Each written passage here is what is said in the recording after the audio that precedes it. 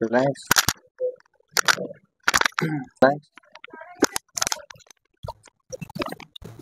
हे पेट दुखतंय, हिनं दुखतंय ना, काढीला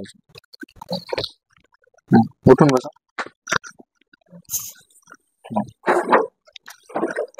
चला पुढे बस.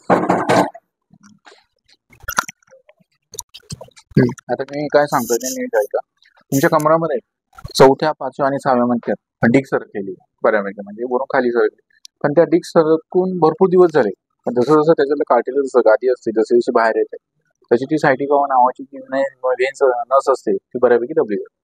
म्हणून कमरापासून तुमचा डावा पाय दुखतो, जड पडतो, रग लागते, कळ लागते, मग येतो. त्याला सायटिका प्रॉब्लेम होतो. आता जोपर्यंत डिक पोझिशनला जात नाही, कार्टिलेज बाहेर आलेलं मध्ये येते, जोपर्यंत हे क्लिअर होत नाही.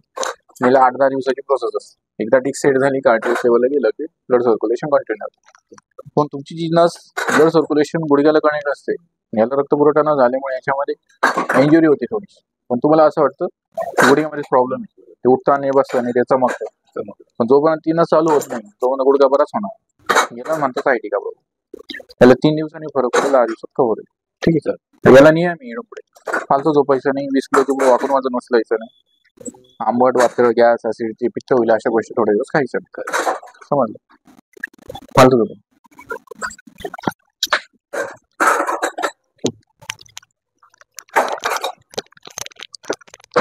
त्याचा कमरेचा MRI केला आहे, सायटिका MRI केला ना, स्पष्ट दिसत. एक सरळ नाही दिसत या गोष्टी.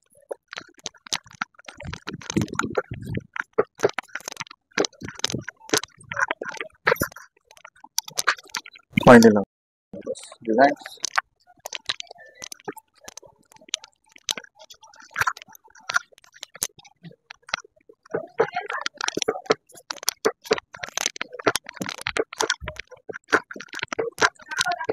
कशा झोपा माझ्याकडे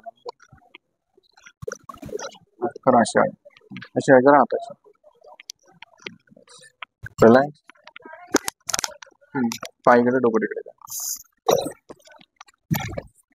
खरं इकडे असं नाही, डोकं इकडे माझ्याकडे काना झोपा काना. सुजल खरं अशा आहे का राहत. रिलॅक्स.